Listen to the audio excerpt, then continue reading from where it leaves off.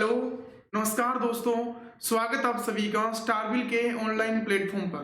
तो जैसा कि आप लोग जानते हैं, हम साइंस की क्लास को कंटिन्यू कर रहे थे और साइंस की क्लास में हमने स्टार्ट किया था डाइजेस्टिव सिस्टम को। डाइजेस्टिव सिस्टम की हमारी 2 क्लास कंप्लीट हो चुकी थी, उसी को थोड़ा-सा आगे कंटिन्यू करेंगे और उस टॉपिक को हम कंप्लीट करने की कोशिश करेंगे। तो जैसा कि आपको बताया कि डाइजेस्टिव सिस्टम के अंदर हमने एलिमेंट्री कैनाल के बारे में पढ़ा था कि एलिमेंट्री कैनाल कहां से शुरू होगी और कहां पे जाके उसका एंड अप होगा। दूसरी बात हमने ये समझ ली थी कि डाइजेस्टिव सिस्टम आपका जो पाचन वो स्टार्ट कहां से होगा, मुख से स्टार्ट होगा। अब मुख में भी हमने सबसे पहले किसके बारे में पढ़ा था, दांतों के बारे में कंप्लीट हमने पढ़ाई कंप्लीट कर ली थी।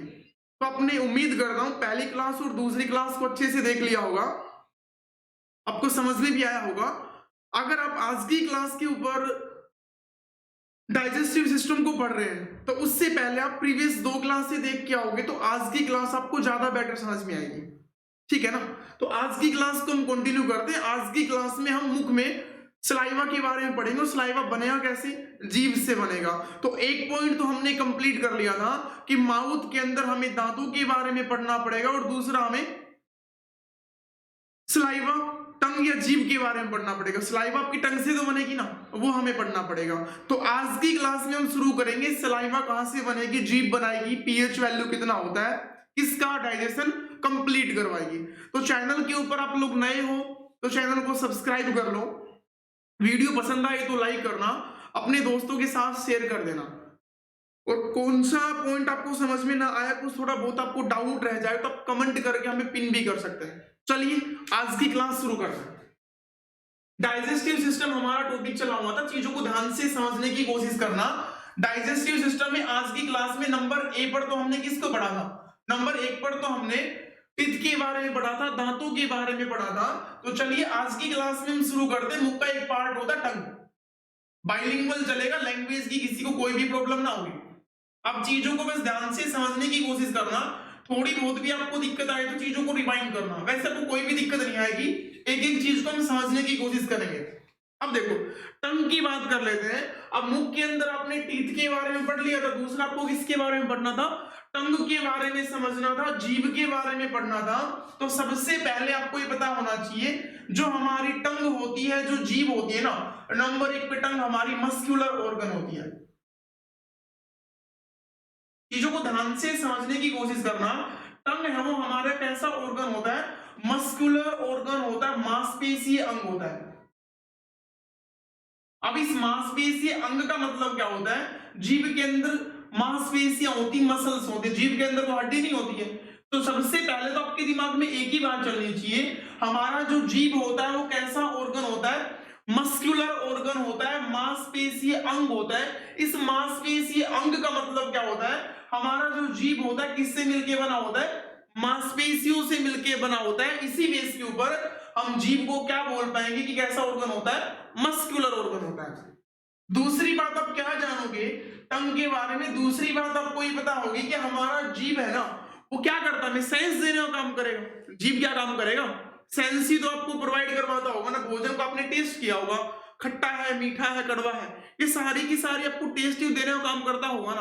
कौन करता है, जीभ करता है। तो जीभ यदि आपको किसी भी चीज का टेस्ट देने का काम करता है तो इसी बेस के ऊपर हम इसे बोल देंगे जीभ हमारा कैसा अंग होता है, सेंसरी ऑर्गन होता है। कैसा ऑर्गन होता है, सेंसरी ऑर्गन होता है, संवेदी अंग होता है। जीभ हमारा कैसा अंग होता है, संवेदी अंग होता है। अब संवेदी अंग का मतलब होता है, सेंसरी ऑर्गन का मतलब होता है किसी भी चीज का आपको सेंस प्रोवाइड करवा देना। तो जीभ आपको किसका सेंस प्रोवाइड करवाएगा, ऑब्वियस बात है टेस्ट का ही तो आपको सेंस प्रोवाइड करवाएगा ना। भोजन को आप चेक करके यही तो बता दो कि टेस्ट उसका कड़वा है, मीठा है। तो किसी भी चीज का हमें टेस्ट प्रोवाइड हो जाएगा, लेकिन हमें टेस्ट भोजन का प्रोवाइड होगा तो इसी बेस के ऊपर हम इसे क्या बोल पाएंगे कि जीभ है वो कैसा ऑर्गन होता है, सेंसरी ऑर्गन होता है, संवेदी अंग होता है। चीजों को ध्यान से समझना, सबसे पहले 2 पॉइंट समझना एक बार, चीजों को ध्यान से समझने की कोशिश करना, रट्टाफिकेशन बिल्कुल भी ना करनी है। जीभ की बात कर ले, जीभ कैसा ऑर्गन होता है, मस्कुलर ऑर्गन होता है, मांसपेशीय अंग होता है। दूसरा जीभ हमारा कैसा ऑर्गन होता है, सेंसरी ऑर्गन होता है, संवेदी अंग होता है, जहां पे संवेदी का मतलब किसी चीज की संवेदना प्रोवाइड करना, किसी चीज की सेंस प्रोवाइड करना। तो किस चीज का सेंस प्रोवाइड करवाएगा? स्वाद लेने का, टेस्ट का सेंस प्रोवाइड करवाएगा। तो कैसा ऑर्गन बन गया? सेंसरी ऑर्गन बन गया। वैसे हमारी बॉडी के अंदर 5 सेंसरी ऑर्गन होता है। पहला तो आपका जीभ हो गया जो टेस्ट का सेंस देगा, दूसरा आपकी आंख हो गई जो देखने का आपको सेंस प्रोवाइड करवाएंगी, तीसरा आपकी ईयर सुनने का सेंस आपको प्रोवाइड करवाएंगे, 4 नंबर पर आपकी क्या होती है? 4 नंबर आपकी स्किन होती है। स्किन आपको किसका टेस्ट प्रोवाइड करवाएगी? टेस्ट का मतलब सेंस आपको किसका प्रोवाइड करवाएगी? छूने का ही तो सेंस आपको प्रोवाइड करवा देगी ना। तो चीजों को ध्यान ध्यान से आप समझने की कोशिश करना। अब अगली बात आप क्या समझोगे? आपका एक तो कान हो गया, एक आपकी आंख हो गई, एक आपका नोज हो गया, 3 एक आपकी जीभ होगी, 4 और एक आपकी स्किन होगी, 5 आपकी बॉडी के अंदर क्या होते हैं? सेंसरी ऑर्गन होते हैं। बात किसकी कर रहे हैं? टंग की बात कर रहे हैं, जीभ की बात कर रहे हैं। अगली कंडीशन में आपको क्या पता होगा? हमारा जो टंग होता है उसकी लेंथ कितनी होती है? हमारा जो जीभ होता है, हमारा जो टंग होता है, उसकी लेंथ, उसकी लंबाई कितनी होती है? 10 सेंटीमीटर होती है। एलिमेंट्री कैनाल की लंबाई 9 मीटर होती है। अगर पूछा जाए जीभ की लंबाई कितनी होती है, कितने सेंटीमीटर बता दोगे आप? 10 सेंटीमीटर बता दोगे। अब समझते हैं छोटे छोटे 2 से 3 पॉइंट तो आपको पता होना चाहिए। अब जीभ के अंदर छोटे छोटे क्या होते हैं? टेस्टिंग बड होते हैं। जीभ के अंदर क्या होते हैं? टेस्टिंग बड होते हैं।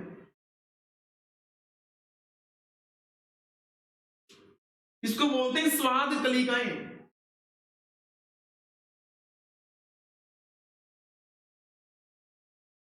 जीभ के अंदर क्या होते हैं? टेस्टिंग बड होते हैं, स्वाद कलिकाएं होते हैं। छोटे छोटे बिल्कुल डॉट पार्टिकल्स आपकी जीभ के ऊपर होते हैं ना, उन्हें हम क्या बोलते हैं? टेस्टिंग बड बोलते हैं, स्वाद कलिकाएं बोलते हैं, जो हमें क्या प्रोवाइड करवाएंगे? स्वाद के बारे में बताने की कोशिश करते हैं। तो समझते हैं, छोटा सा डायग्राम ड्रॉ करते हैं जीभ का। मान लो आपकी जीभ है, जस्ट एक समझाने के लिए मैं बता रहा हूं आपको। मान लो आपकी जीभ है,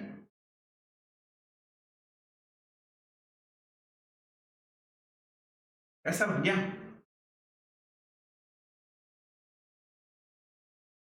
आपका जीभ मान लो, अज्यूम करें, समझने की कोशिश करना। ये आपका जीभ है, इस जीभ का ये तो आपका फ्रंट पार्ट हो गया। ध्यान से समझने की कोशिश करना।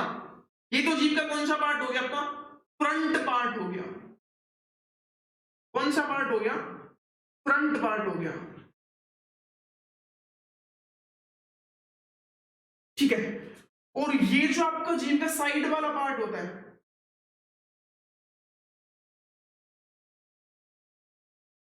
दोनों साइड होता है, इसको लैटरल पार्ट बोलते हैं।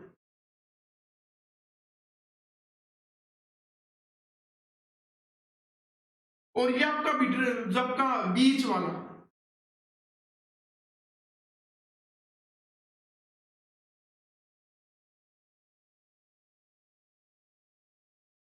ये तो आपका लैटरल पार्ट हो गया।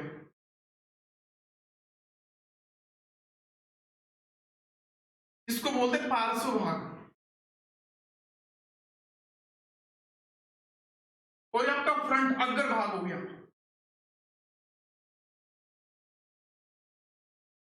और ये आपका मिड पॉइंट हो गया।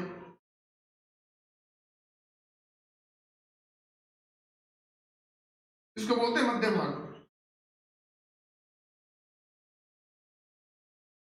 और ये आपका लास्ट का पार्ट हो गया।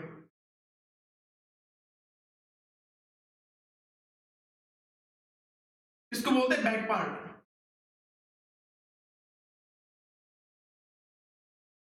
अंतिम भाग।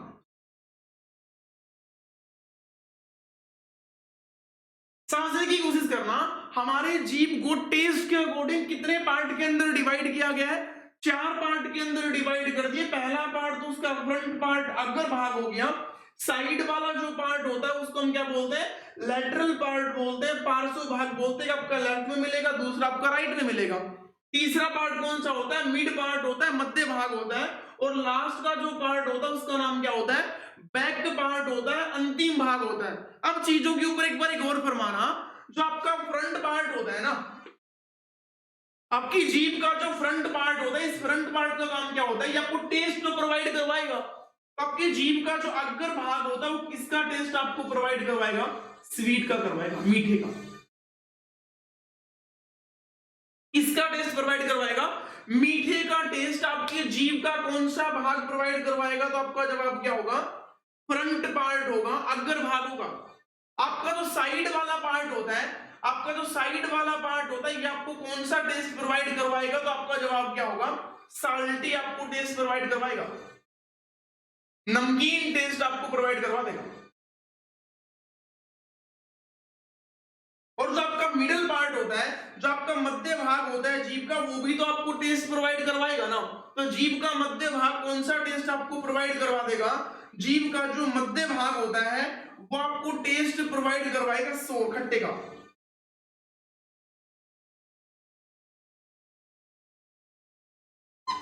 और जो आपकी जीभ का बैक पार्ट होता है, जो आपकी जीभ का लास्ट अंतिम पार्ट होता है, वो आपको किस चीज का टेस्ट प्रोवाइड करवा देगा? बिटर टेस्ट प्रोवाइड करवाएगा। बिटर का मतलब पता होगा आपको, कड़वे का। तो चीजों को समझने की कोशिश करना। आपकी जीभ के अंदर टेस्टिंग बर्ड होते हैं, छोटे छोटे डॉट पार्टिकल्स होते हैं, स्वाद कलिकाएं होते हैं, जो आपको क्या करवाएंगे? स्वाद का पता लगाने में सहायक होंगे। अब आपको टेस्ट पता कौन कौन सा लगवाएगा? जो जीभ का फ्रंट भाग होता है वो तो किसका? मीठे का लगवाएगा पता। जीभ का जो लैटरल पार्श्व भाग होता है वो किसका टेस्ट प्रोवाइड करवा देगा? साल्टी, नमकीन का करवा देगा। जीभ का जो मिडिल पार्ट होता है, मध्य भाग होता है, वो किसका टेस्ट प्रोवाइड करवा देगा? सोर, खट्टे का करवा देगा। और जो जीभ का लास्ट पार्ट होता है, बैक पार्ट होता है, वो किसका टेस्ट प्रोवाइड करवा देगा?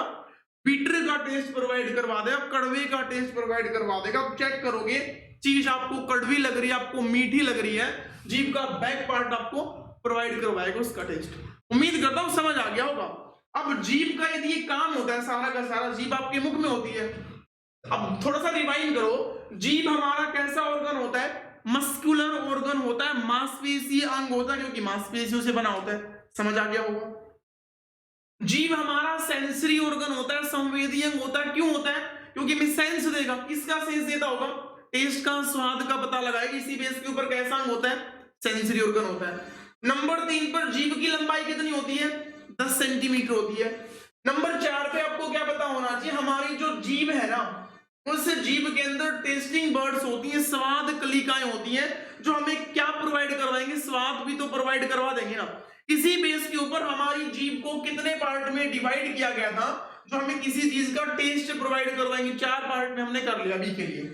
अब पहला पार्ट जो फ्रंट पार्ट होता है वो तो मीठे का टेस्ट प्रोवाइड करवाएगा। साइड का जो आपका लैटरल पार्ट होता है वो नमकीन का टेस्ट प्रोवाइड करवाएगा। जो मिडिल पार्ट होता है वो सोर, खट्टे का टेस्ट प्रोवाइड करवा देगा। और जो लास्ट का बैक पार्ट होता है वो किसका टेस्ट प्रोवाइड करवा देगा? बिटर, कड़वे का टेस्ट प्रोवाइड करवा देगा। समझ पा रहे हो? इतना कर लोगे। और इसके लास्ट का भी जो पार्ट होता है वो आपको किसका टेस्ट प्रोवाइड करवाएगा? लास्ट की भी लास्ट का होता है वो आपको, जैसे कि अलग से टेस्ट नहीं होता, प्याज का अलग टेस्ट होता है, तीखा सा होता है। प्याज का हो गया, जिंजर का हो गया। जिंजर का मतलब अदरक का टेस्ट हो गया। दूसरा आपको अगर आपसे पूछा जाए ना, लहसुन, गार्लिक, उसका टेस्ट भी आपको लास्ट के भी लास्ट पार्ट में महसूस होता है। ठीक है, इतना आप एक बार नोट करो,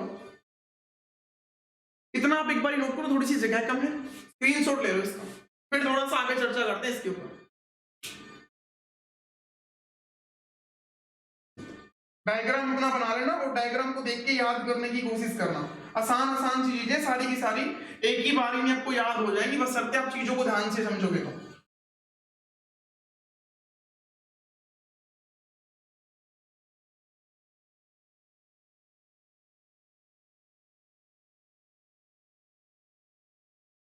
अब देखो, जीभ के अंदर हम छोटी छोटी चीजें क्या पढ़ेंगे?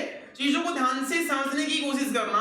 अब जीभ के अंदर यदि आपकी मसल्स होती है तो जीभ के अंदर कोई हड्डी होती है क्या? जीभ के अंदर कोई हड्डी नहीं होती। तो दूसरा जवाब आपका क्या होगा? जीभ में हड्डी, बोन नहीं होती। जीभ के अंदर जो बोन है ना, हड्डी है, वो नहीं होती। लेकिन हमारे गले में हड्डी होती है, हमारे थ्रोट के अंदर गले की हड्डी होती है, गले की एक बोन होती है। हमारे गले के अंदर एक हड्डी होती है, उस हड्डी का नाम होता है हायोड। गले की हड्डी का नाम क्या होता है? हायोड नाम की बोन होती है। इसको हम यू आकार की बोन भी बोलते हैं। हायोड नाम की बोन होती है, कहां पे होती है? जो गले में प्रेजेंट होती है। ये हायोड नाम की जो बोन, इसका काम क्या होता है? जीभ को पकड़ने का।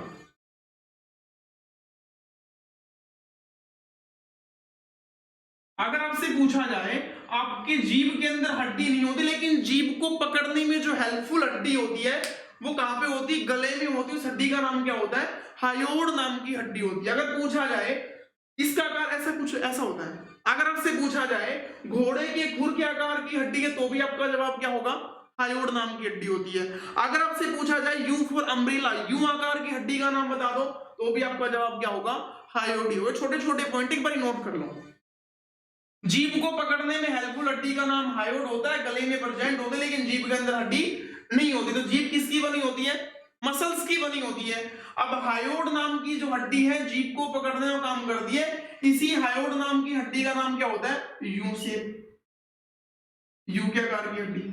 और इसी हायोड नाम की हड्डी का नाम होता है घोड़े के खुर के आकार की हड्डी।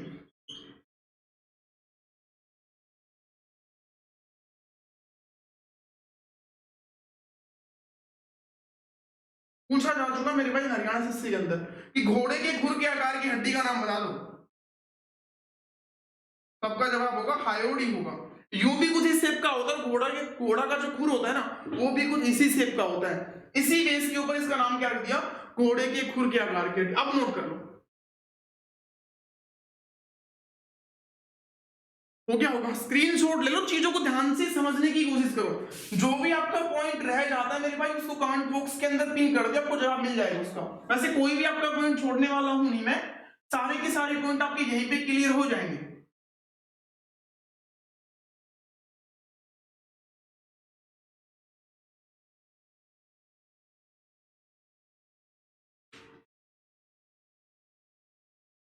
देखो समझो, अब चीजों को ध्यान से समझने की कोशिश करना। आपके मुख के अंदर क्या बनेगा? सलाइवा बनेगा, लार बनेगा। तो आपके मुख में क्या होती है? लारीय ग्रंथि होती है। मुख में क्या होती है? लारीय ग्रंथि होती है, स्लेवरी ग्लैंड होती है। अब पाचन तंत्र की बात कर लेते हैं। मुख में क्या होती है? लारीय ग्रंथि होती है। लारीय ग्रंथि का मतलब स्लेवरी ग्लैंड होती है जो क्या बनाती होगी? लार बनाती होगी। अब जो आपकी लारीय ग्रंथि होती है ना, आपके मुख में कितने टाइप की होती है? 3 प्रकार की लारीय ग्रंथि होती है। चीजों को ध्यान से समझना। जो आपकी स्लेवरी ग्लैंड होती है कितने टाइप की होती है? 3 टाइप की होती है। पहली आपकी लारीय ग्रंथि का नाम होता है पैरोटिड। Parotid salivary gland. चीजों को ध्यान से समझने की कोशिश करना, हिंदी इंग्लिश में सेम ही नाम होता है, पैरोटिड लारीय ग्रंथि।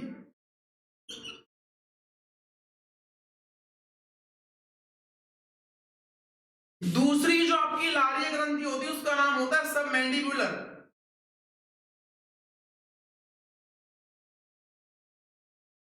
Submandibular salivary gland. और तीसरी आपकी होती है सबलिंगुअल।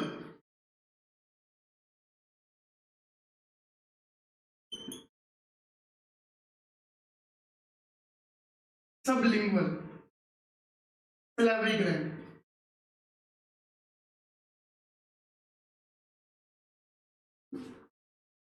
इसको मैंडिबुलर बोलते हैं, इसे सबलिंगुअल बोलते हैं। चीजों को ध्यान से समझने की कोशिश करना।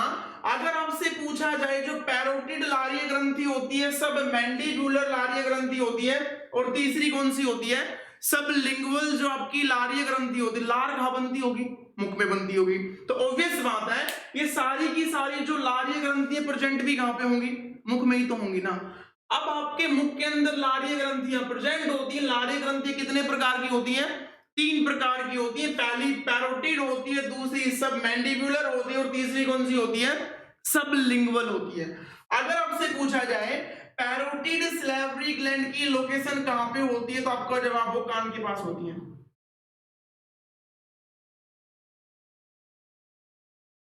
जो आपकी पैरोटिड लारीय ग्रंथि होती है उसकी लोकेशन कहां होती है? कान के पास होती है। और जो आपकी सब मैंडिबुलर लारीय ग्रंथि होती है उसका लोकेशन यदि आपसे पूछे, मैंडिबल का मतलब याद करो मैंने समझाया था। मैंडिबल का मतलब क्या होता है? मैंडिबल आपकी निचले जबड़े को बोलते हैं। मैंडिबल किसे बोलते हैं? निचले जबड़े का नाम होता है। तो सब का मतलब उसका भी सब पार्ट हो गया। तो सब मैंडिबुलर जो आपकी लारीय ग्रंथि होती है इसकी लोकेशन क्या कहां होती है? निचले जबड़े के नीचे।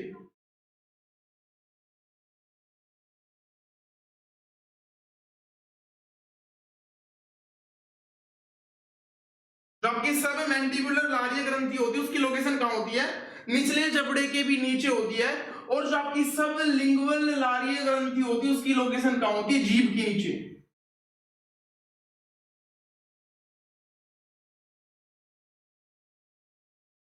कहाँ होती है, जीभ के नीचे। चीजों को ध्यान से समझने की कोशिश करना। आपके मुख के अंदर लारिय ग्रंथि होती है। लारिय ग्रंथि कितने प्रकार की होती है, 3 प्रकार की होती है। नाम आपको डिटेल में याद होना चाहिए। पहली कौन सी, कैरोटिड, दूसरी सब मैंडिबुलर, तीसरी कौन सी होती है, सबलिंगुअल। अगर आपसे पूछा जाए निचले जबड़े के नीचे कौन सी लारिय ग्रंथि, जवाब क्या होगा, निचले जबड़े के नीचे सब मैंडिबुलर। अगर आपसे पूछा जाए कानों के पास कौन सी लारिय ग्रंथि होती है, पैरोटिड होती है। अगर आपसे पूछा जाए जीभ के नीचे कौन सी होती है, सबलिंगुअल होती है। याद कर लोगे। और ये तीनों ही ग्रंथि आपकी लारिय ग्रंथि होती है। ये तीनों ही मिलके क्या बनाती है, सलाइवा बनाती है। तीनों ही मिलके क्या बनाती है, सलाइवा बनाती है, लार बनाती है। और अब इस लार का काम क्या होगा, भोजन को पाचन करवा देना, भोजन का पाचन करवा देना। नोट करो एक बार इतना। मुख में 3 लारिय ग्रंथि होती है, पैरोटिड, सब मैंडिबुलर और सब लिंगुअल होती है। पैरोटिड की लोकेशन कान के पास होती है, सब मैंडिबुलर जबड़े के निचले जबड़े के नीचे होती है, सब लिंगुअल जीभ के नीचे। और ये तीनों ही आपकी लारिय ग्रंथि मिलकर क्या बनाती है, सलाइवा बनाती है, लार बनाती है। एक बार नोट करो, छोटा सा पॉइंट हो रहा है, और पढ़ते हैं।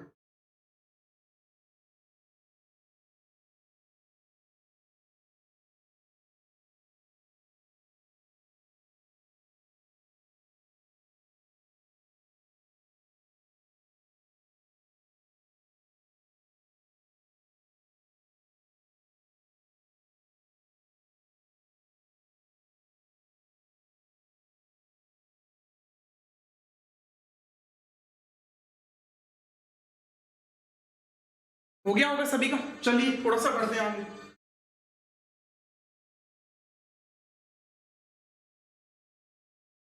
आसान आसान से पॉइंट है, चीजों को ध्यान से समझ समझ के पढ़ोगे ना तो मेरे भाई सारे के सारे पॉइंट आपके क्लियर हो जाएंगे, एक में भी डाउट नहीं बचेगा।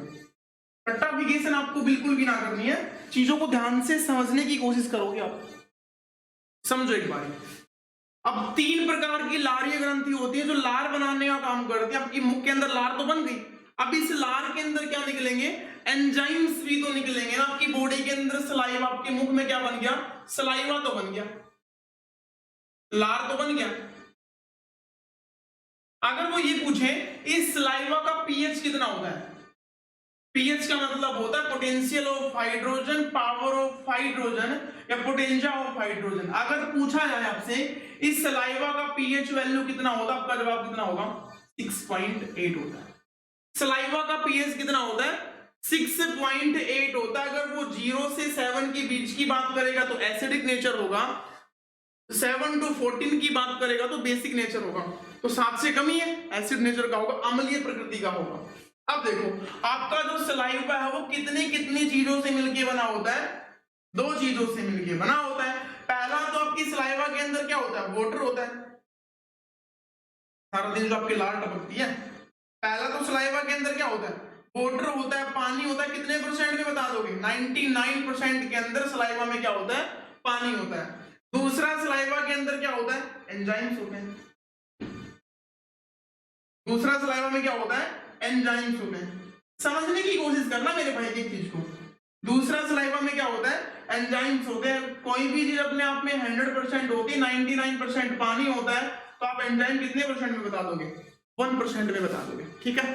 पानी का काम क्या होगा, भोजन को लिक्विड फॉर्म में कन्वर्ट करना, और एंजाइम्स का काम क्या होगा, भोजन का पाचन करवा देना। याद करो फर्स्ट क्लास में समझाया था, एंजाइम्स भोजन का पाचन करवाते हैं। तो आपके मुख के अंदर एंजाइम बनेंगे ना, कितने परसेंट में बनेंगे, 1% में बनेंगे। लेकिन कौन सा एंजाइम बनेगा उसका नाम भी तो बता दो। वो आपका एक एंजाइम होता है, पहला एंजाइम आपका बनेगा, उस एंजाइम का नाम होता है salivary amylase enzyme. Salivary amylase enzyme.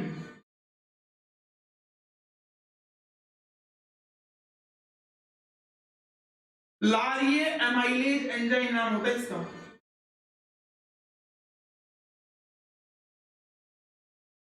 लारिय एमाइलेज एंजाइम नाम होता है। चीजों को ध्यान से समझने की कोशिश करोगे आप एक बारी। आपकी मुख के अंदर लार बनते हैं और लार में एंजाइम कितने परसेंट पे होते हैं? 1% पे। कौन सा एंजाइम होता है? स्लेवरी एमाइलेज एंजाइम होता है और इसी का और में नाम होता है, स्लेवरी एमाइलेज एंजाइम का और में नाम होता है टाइलिन एंजाइम, जहां पे पी साइलेंट होता है।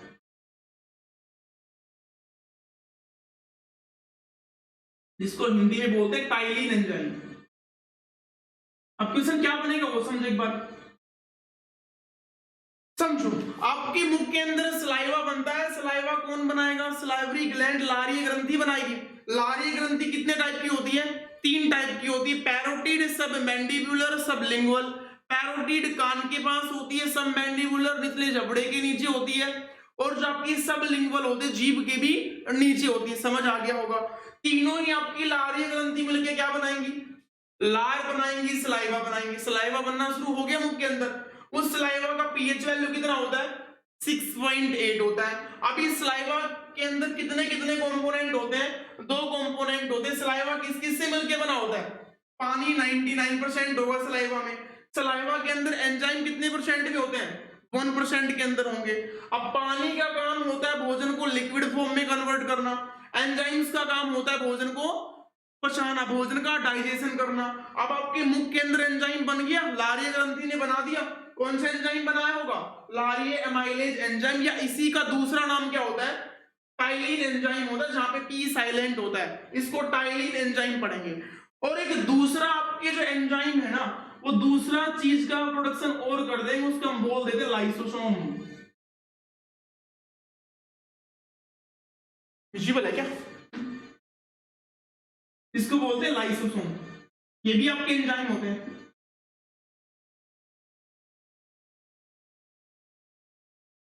छोटे छोटे बैक्टीरिया होते हैं आपके, जो लाइसोसोम होते हैं ना, वो छोटे छोटे बैक्टीरिया होते हैं। एंजाइम 1% में होते हैं। उस 1% के अंदर क्या क्या होता है? एक तो आपका लारीय एमाइलेज एंजाइम होगा, या फिर इसी का नाम टाइलिन एंजाइम होगा। दोनों पूछे जाते हैं आपसे।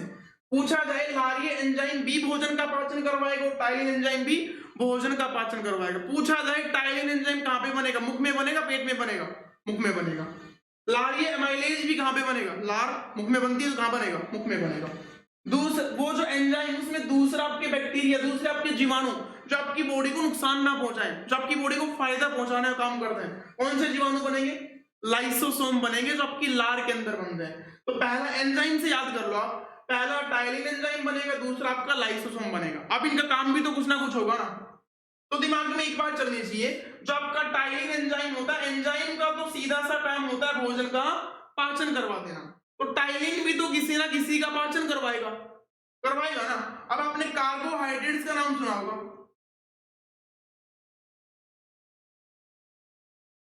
किसका नाम सुना होगा? कार्बोहाइड्रेट्स का नाम सुना होगा, जिसे हिंदी में कार्बोहाइड्रेट्स या शर्करा बोलते हैं। क्या बोलते हैं? शर्करा बोलते हैं। जैसे ही आपने कार्बोहाइड्रेट्स खाया होगा ना, उसका पाचन होगा, मुख में खाया होगा सबसे पहले। अब मुख में जैसे ही आपने कार्बोहाइड्रेट्स खाया होगा, इसका पाचन करवा देगा। कौन सा एंजाइम करवा देगा? टाइलिन एंजाइम करवा देगा। कौन सा एंजाइम करवा देगा? टाइलिन एंजाइम करवा देगा। जैसे ही आपने कार्बोहाइड्रेट्स खाया होगा, उस कार्बोहाइड्रेट्स का पाचन कौन सा एंजाइम करवा देगा? टाइलिन एंजाइम करवा देगा। और उस कार्बोहाइड्रेट्स को टाइलिन एंजाइम किस में कन्वर्ट कर देगा? ग्लूकोज में कन्वर्ट कर देगा।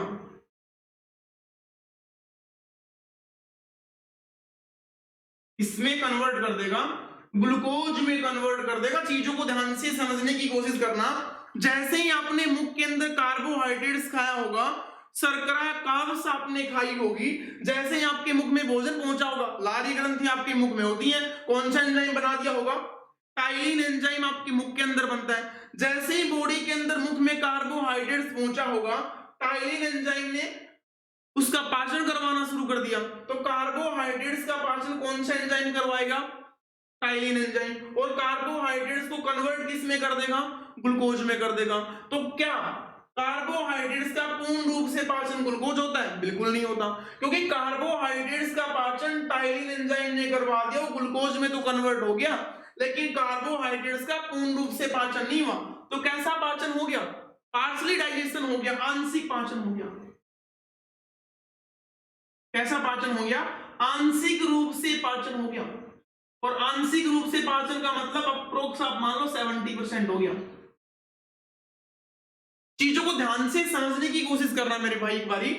आपके मुख में टाइलिन एंजाइम तो बन गया, जैसे ही आपने कार्बोहाइड्रेट्स खाया होगा, इस कार्बोहाइड्रेट्स का पाचन आपके मुख में ही हो जाता है। कार्बोहाइड्रेट्स का पाचन किस में होता है? मुख में ही होता है। कौन सा एंजाइम करवाएगा?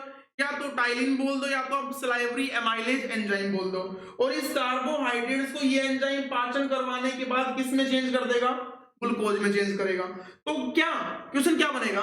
क्या टाइलिन एंजाइम इस शर्करा का पूर्ण रूप से पाचन करवाता है? नहीं करवाता। पूर्ण रूप से नहीं करवाता तो आंशिक रूप से करवाएगा। आंशिक रूप से कोई भी चीज 100% होती है, कितने परसेंट करवा देगा? 70% करवा देगा। और किस में कन्वर्ट कर देगा? ग्लूकोज में कन्वर्ट कर देगा। याद हो गया होगा। अगर मैं आपसे पूछूं क्या आपके मुख के अंदर प्रोटीन का पाचन होता है? आपका जवाब होगा नहीं होता। क्या आपके मुख के अंदर फैट का पाचन होता है? आपका जवाब होगा नहीं होता। तो क्या आपके मुख के अंदर कार्ब्स शर्करा का पाचन होता है? क्या बिल्कुल कार्ब्स का पाचन हो जाएगा।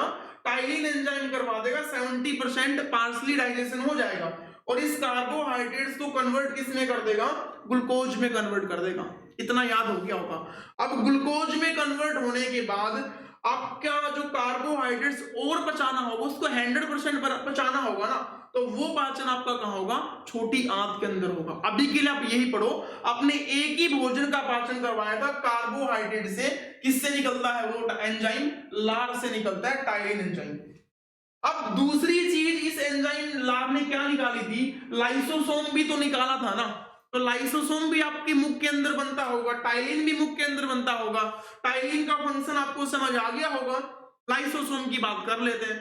अब जो आपका लाइसोसोम होता है, बैक्टीरिया को मारने का काम करते हैं। लाइसोसोम का काम क्या होता है? हानिकारक बैक्टीरिया को मारने का काम करते हैं। तो किल्स माइक्रोब, सूक्ष्म जीवों को आपके मुख में ही मार देंगे। फॉर एग्जांपल के लिए याद करो, मान लो आपने कोई फ्रूट खाया होगा, उस फ्रूट को आपने बिना देखे खा लिया और उस फ्रूट के अंदर मान लो बैक्टीरिया, जीवाणु लगे पड़े थे जो आपको बीमार करने की कोशिश कर रहे थे। फॉरेन पार्टिकल थे कोई ना कोई। अब वो बैक्टीरिया आपको बीमार करने की कंडीशन में लेके आने वाले थे, लेकिन आपने बिना देखे खा लिया। तो उन बैक्टीरिया के साथ पहला अटैक कौन कर देगा? आपके मुख के अंदर ही लाइसोसोम कर देगा मेरे भाई। आपके मुख में ही उन बैक्टीरिया को फर्स्ट प्रायोरिटी कौन देगा मारने में? लाइसोसोम देगा। और उन बैक्टीरिया को वहीं पर मार गिराएगा ताकि आप आगे बीमार ना पड़ जाओ। वो बैक्टीरिया, हानिकारक बैक्टीरिया आपके पेट में ना पहुंच पाए। अगर फिर भी लाइसोसोम मान लो ना मार पाए ना, तो आपके पेट के अंदर एक HCl बनता होगा, हाइड्रोक्लोरिक अम्ल बनता होगा, वो मारने की कोशिश करेगा। लाइसोसोम का काम क्या होता है? सूक्ष्म जीवों को मार देना। यहां पे ऊपर लिखता हूं, सूक्ष्म जीवों को मारना। तो किल्स माइक्रोब्स। गलती से आपने मान लो सड़ा गला भोजन खा लिया और आपके मुख के अंदर सड़ा गला भोजन पहुंच गया। सड़े गले भोजन में बैक्टीरिया पनप गए थे। वो बैक्टीरिया आपको बीमार करने की कोशिश कर रहे थे, लेकिन उन्हीं बैक्टीरिया को आपके मुख में ही मारने का काम किसका होता है? लाइसोसोम का होता है। लाइसोसोम पाचन नहीं करवाता, हानिकारक बैक्टीरिया को मारने का काम करता है। जो टाइलिन है वो क्या करवाता है? कार्बोहाइड्रेट्स का पाचन करवाता है। इतना समझ आ गया होगा। तो यदि मैं आपसे पूछूं आपके भोजन का पाचन सबसे पहले कहां पे शुरू होगा? मुख में होगा, पेट में होगा? मुख के अंदर होगा। कौन से भोजन का? प्रोटीन का, फैट का, कार्बोहाइड्रेट्स का? कार्बोहाइड्रेट्स का होगा। और कार्बोहाइड्रेट्स को कन्वर्ट किस में कर दिया जाएगा? ग्लूकोज में। आंशिक रूप से, पूर्ण रूप से? आंशिक रूप से। तो आप ये भी बता दो, बहुत सारे क्वेश्चन बनेंगे मेरे भाई। अगर अच्छे से पढ़ लोगे तो अपने आप ही बनाना शुरू कर दोगे। कार्बोहाइड्रेट्स का आंशिक रूप से पाचन होने के बाद किस में चेंज होगा? ग्लूकोज में चेंज हो जाएगा। याद कर लो कितना, ठीक है। तो लार की डेफिनेशन, लार में आपने क्या क्या पढ़ा था, कितने टाइप्स की होती है ग्लैंड, आपकी याद हो गई होंगी आपको। तो लार का आपका काम फिनिश हो गया। मुख में आपने लार पढ़ लिया, दांतों के बारे में पढ़ लिया। अब मुख के अंदर जो भी भोजन था उसे कहां पे भेजना पड़ेगा? पेट में भेजना पड़ेगा। अब पेट में उस भोजन को भेजने के लिए पाइप लगा रखी है भगवान ने, जिसको हम बोलते हैं भोजन नली। अब उस भोजन नली की बात करेंगे। सलाइवा से या आपकी जीभ से जो जो क्वेश्चन बनेगा, क्या आप कर पाओगे इन चीजों को, सारी की सारी चीजों को एक बार पढ़ लोगे तो? ठीक है, स्क्रीनशॉट ले लो इसका। आज की क्लास में हम इतना ही करेंगे। कल की क्लास में हम फूड पाइप की बात करेंगे। फूड पाइप भी पढ़ लेंगे और पेट के बारे में पढ़ लेंगे, उसमें भोजन का पाचन कैसे कैसे होगा। अभी के लिए नोट कर लो। तो आज के लिए इतना ही करते हैं, बाकी करते हैं नेक्स्ट क्लास में। तभी तक के लिए आप वीडियो को लाइक करना, कमेंट करना और शेयर करना। अपने दोस्तों के साथ मेरे भाई शेयर कर दिया करो और वीडियो को लाइक करना ना भूलेगा। चैनल के ऊपर नए हो तो मेरे भाई सब्सक्राइब कर देना, ठीक है। थैंक यू, बाकी करते हैं नेक्स्ट क्लास में।